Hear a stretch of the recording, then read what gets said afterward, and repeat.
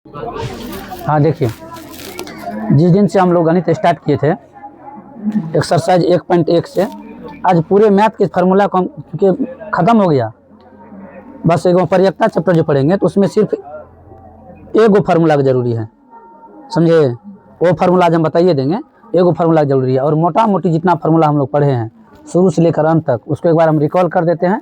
कल तुम लोग से टोटल फार्मूला हम पूछेंगे एक्सरसाइज 1.1 से लेकर के एक्सरसाइज 15.1 तक में। उसमें 15.1 में एक दो फार्मूला है और एक ही नंबर का चैप्टर है। परियक्ता जो है कभी कभी 2 नंबर या क्वेश्चन पूछता है, नहीं तो ऑब्जेक्टिव फिक्स आएगा। और ऑब्जेक्टिव के लिए जैसे आज ट्रिक से बताए हैं वही ना ट्रिक बता देंगे, ऑब्जेक्टिव बन जाएगा। क्लियर? चलिए आइए, हम लोग जब मैथ स्टार्ट क्या हो चालू नहीं किया है, बंद कर रहा है, नहीं करना है, जाइए हम बोलेंगे खुशबू बंद कर दीजिए। चलिए देखिए हम क्या बोल रहे हैं, एक्सरसाइज 1.1 से जब स्टार्ट किए थे, कब से स्टार्ट किए थे? एक्सरसाइज 1.1 से स्टार्ट किए थे। तो पहले जो हम स्टार्ट किए थे, हम पहले स्टार्ट किए थे नंबर से, जिसको अंग्रेजी में कहते हैं क्या, रियल नंबर नहीं, सिस्टम। उसके बाद स्टार्ट किए थे रियल नंबर, वास्तव पहले नंबर स्टार्ट किए थे, ठीक। उसके बाद स्टार्ट किए थे रियल नंबर से। कहाँ से स्टार्ट किए थे? रियल नंबर से। संख्या में हम लोग 4-5 को संख्या के बारे में चर्चा किए थे, वास्तविक संख्या, पूर्ण संख्या, पूर्णांक, परिमेय संख्या और परिमेय संख्या के थे। उसके बाद हम लोग परिमेय और परिमेय पढ़ने के बाद 2 से विभाज्यता का नियम, 3 से विभाज्यता का नियम, 4 से विभाज्यता का नियम, 5 से विभाज्यता का नियम।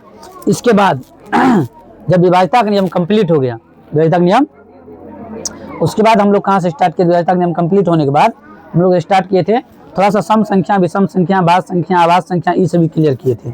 इसके बाद हम लोग जो टॉपिक पर आए थे एक्सरसाइज 10वां का जो है एक्सरसाइज 10.1 जब स्टार्ट किए थे उस चैप्टर में हम लोग पढ़े थे भाग एल्गोरिथम विधि से हल करें, जिसका फार्मूला क्या होता है एल्गोरिथम विधि का, A बराबर BQ प्लस R पढ़ाए थे। 10.1 में पढ़ाए थे, जहाँ 0 से बड़ा B या B से बड़ा R, शेषफल बड़ा होना चाहिए। क्या होना चाहिए? शेषफल बताए थे ना, लेस देन ग्रेटर करके। तो इसके बाद 1.1 इसी चैप्टर क्लियर, ठीक। उसके बाद जब 1.2 में आए थे उसमें बताए थे 2 संख्याओं का गुणनफल, बताए थे HCF LCM के लिए, HCF बराबर सूत्र, LCM बराबर सूत्र। उस चैप्टर में हम लोग 3 को फार्मूला पढ़े थे, HCF LCM और 2 संख्याओं का गुणनफल, तीनों क्लियर। उसके बाद जब 1.3 में हम लोग आए थे, 1.3 में परिमेय और अपरिमेय के बारे में पढ़े थे हम लोग। √3 एक परिमेय संख्या है, √5 एक अपरिमेय संख्या है, √2 एक अपरिमेय, ऐसे करके परिमेय और अपरिमेय संख्या पढ़े थे, जिसमें हम बताए थे जिसको P बटा Q के रूप में लिखा जाता है उसको परिमेय संख्या कहते हैं, जहाँ Q नॉट इक्वल टू 0 तथा P और Q का HCF 1 के बराबर होना चाहिए। किसके बराबर होना चाहिए बताए थे। ऐसे करके उस सवाल को हम लोग सोल्व भी किए थे। 1.4 में जब हम लोग आए थे, 1.4 में हम बताए थे शांत दशमलव और अशांत दशमलव के बारे में। जब भागा देने पर रुक जाता है, भागा देने पर दशमलव डालने के बाद भी रुक जाता है तो उसको कहते हैं शांत दशमलव। कौन दशमलव कहते हैं?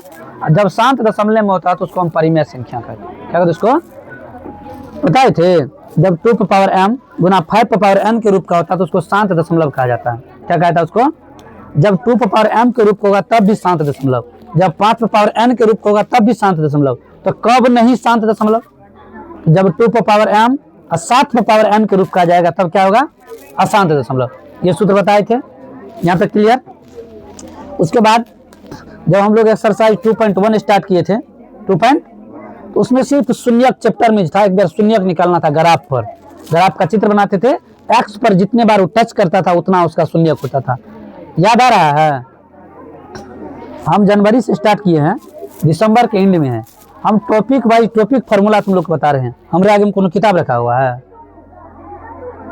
हम चैप्टर बाय चैप्टर क्या पढ़ाए हैं, टॉपिक बाय टॉपिक क्या पढ़ाए हैं, हर चीज़ को हम याद कराते, हम रिकॉल कराते जा रहे हैं। अब तुम लोग सब चीज़ बना रहा है, तुम लोग को रिमेंबर होना चाहिए, तुम लोग को याद होना चाहिए।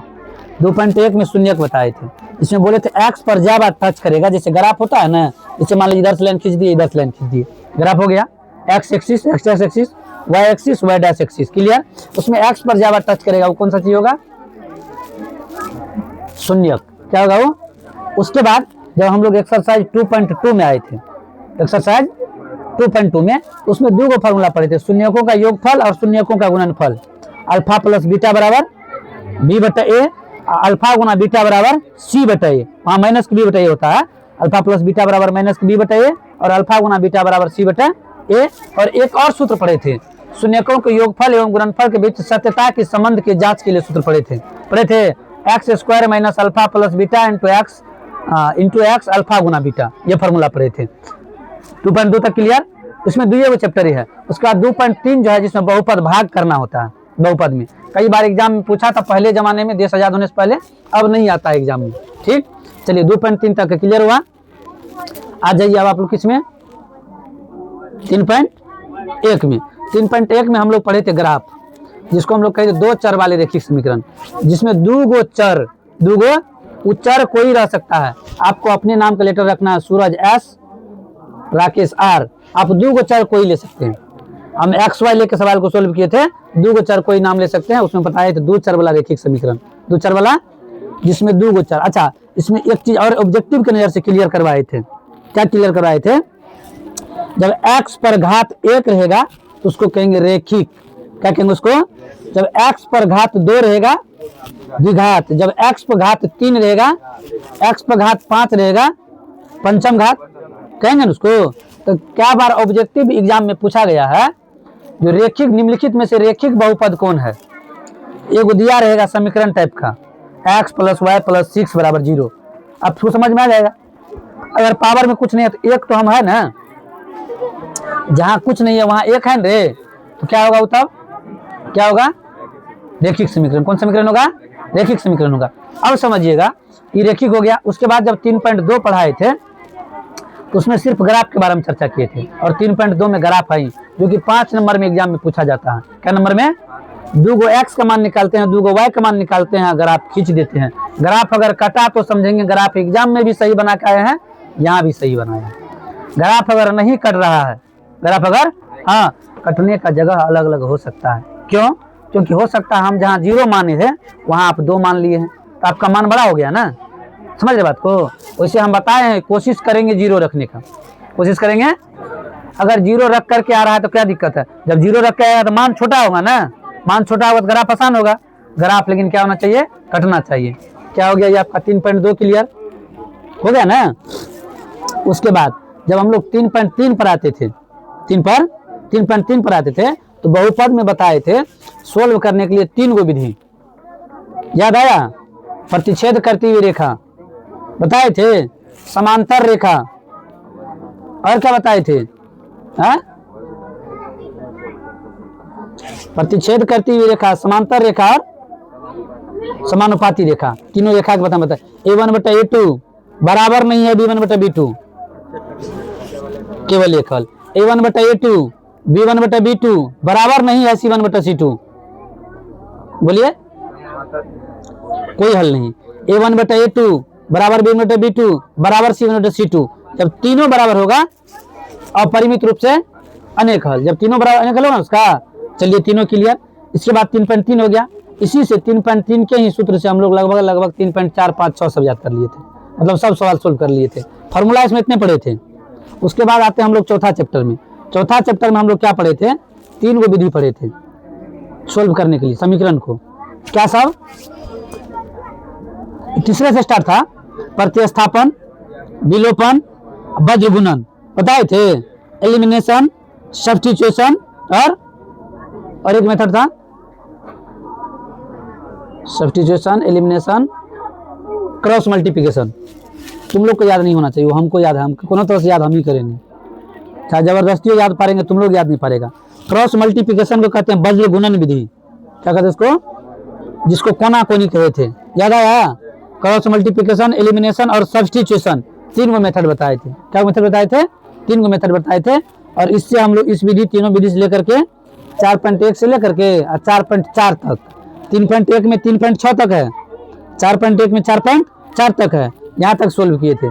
उसके बाद जब चौथा चैप्टर हमारा खत्म हो गया फार्मूला के साथ, तो हम लोग प्रवेश किए थे एपी में, अर्थमेटिक प्रोग्रेशन।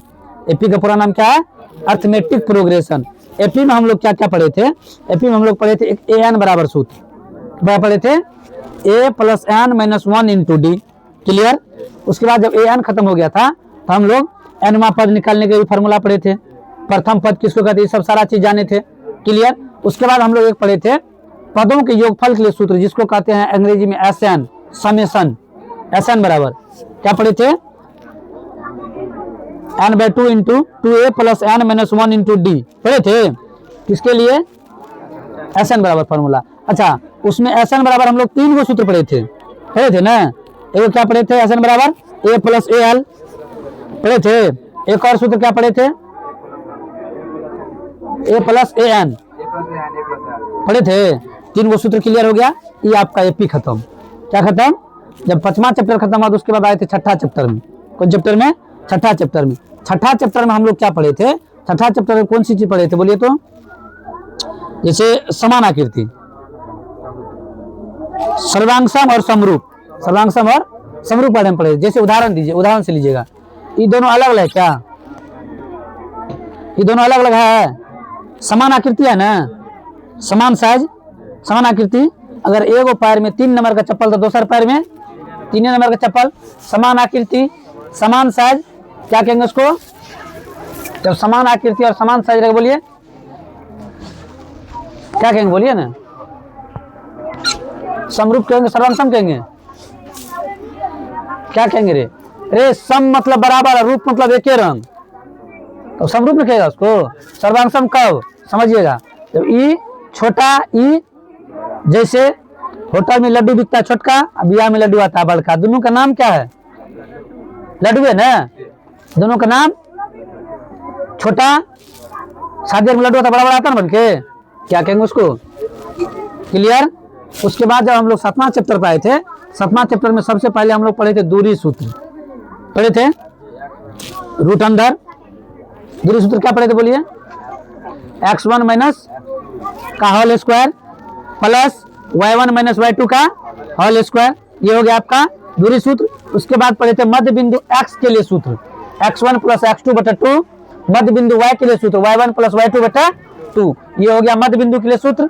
दूरी सूत्र पढ़ लिए। उसके बाद इसी में पढ़े थे वो त्रिभुज का क्षेत्रफल 7.3 में जाकर के 7 पॉइंट क्या पढ़े थे?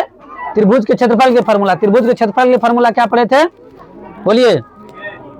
1/2 into x1 y2 plus x2 y3 plus x3 y4 plus y1 x2 plus y2 x3 plus y3 x1 पढ़े थे। याद आया? पढ़े थे फॉर्मूला। किसके लिए? त्रिभुज के क्षेत्रफल के लिए। और वहां से कई बार एगो 5 नंबर में क्वेश्चन उठाता है। क्या नंबर में? 5 नंबर में क्वेश्चन उठाता है। 7.3 तक क्लियर, 4 तक। उसके बाद आइए आप लोग त्रिकोणमिति में। इसमें आइए त्रिकोणमिति और हाइट एंड डिस्टेंस मिला करके, मतलब 8.1 से 4 और 9.1, ठीक है। ये सब चीज मिला करके 20 नंबर पूछा जाएगा। क्या नंबर? जिसमें कि एगो 9.1 से सवाल फिक्स है, हर साल पूछा जाता है, इस बार भी आएगा। क्लियर। कौन चैप्टर से? 9.1 से एगो सवाल हर साल पूछा जाता है, इस बार भी आएगा। उसके 9.1 में सवाल क्या गो? 16 गो। क्या गो सवाल? 16 गो में से ही एगो पूछा जाएगा। क्लियर। अब कौन पूछा जाएगा ये एग्जाम टाइम में कह देंगे 13वां नंबर आएगा कि 8वां नंबर आएगा कि दूसरे आएगा। आंधी आने से एक पेड़ टूट जाती है, पेड़ का टूटा हुआ धरती पर लटक जाता है, ये पूछा जाएगा। कि 75 मीटर का लाइट हाउस लगा हुआ, वो पूछा जाएगा। कि 6 सेकंड लगता है सड़क पार करने में, वो पूछा जाएगा। कौन सा सवाल पूछा जाएगा बता देंगे। क्लियर। और जो 2-3 को बताएंगे उसी में से एग्जाम में आएगा। समझ रहे बात को? आगे समझिएगा। ये क्लियर हो गया। त्रिकोणमिति में क्या कहते हैं? त्रिकोणमिति क्या बोले थे? 3 भुजाओं से घिरी बंद आकृति को त्रिभुज कहते हैं। बताए थे 3 भुजाओं से घिरी बंद आकृति को। तीनों कोनों का माप 180 डिग्री होता है, जिसमें एक कोण अकेले 90 डिग्री होता है। उसको कहेंगे समकोण त्रिभुज। जिसका कोण एक कोण अकेले क्या डिग्री, क्या कहेंगे उसको? समकोण त्रिभुज। अगर त्रिभुज 90 से कम हुआ तो न्यून कोण, और 90 से अधिक हुआ तो अधिक कोण। क्लियर। 90 पे डिपेंड कर रहा है। 90 से कम तो न्यून कोण, 90 से अधिक तो अधिक कोण, 90 से अधिक कोण, और 90 से जब कम तब क्या होगा? क्लियर। चलिए आइए। उसके बाद हम लोग क्या पढ़े थे? रिवर्स वाला सूत्र, जिसको उल्टा कहते थे। साइन को उल्टा 1/cos, कॉस का उल्टा 1/sec, और कॉट का उल्टा 1/tan, या tan का उल्टा 1/cot। क्लियर यहाँ तक। उसके बाद 3 गो सूत्र पढ़ाए थे लंब, आधार और कर्ण निकालने के लिए। ये बात तो याद रखिएगा, फिक्स एगो सवाल आएगा निश्चित। समझे? किसके लिए? अगर आपको 2 गो भुजा का मान दिया 5 और 12, कर्ण का देगा निकालने, तो निश्चित तेरे आंसर होगा, लेकिन निकाल के दिखा दीजिएगा। क्लियर। कर्ण निकालने के, लंब निकालने के, आधार निकालने के। तो लंब और आधार में माइनस होता है, कर्ण में प्लस होता है फॉर्मूला में। याद है? बताइए कर्ण के लिए फॉर्मूला क्या होगा? रूट अंडर होगा 2 के लिए माइनस, लंब और आधार के लिए माइनस और कर्ण के लिए क्लियर। ये फार्मूला इसके बाद हम लोग थे 25 को फार्मूला कंटिन्यूटी से पढ़े थे, याद है पढ़ाए थे 25 को फार्मूला लिखाए थे। 1/cos थीटा क्या होगा सेक थीटा, सेक कौन कहिएगा 1/cos, tan थीटा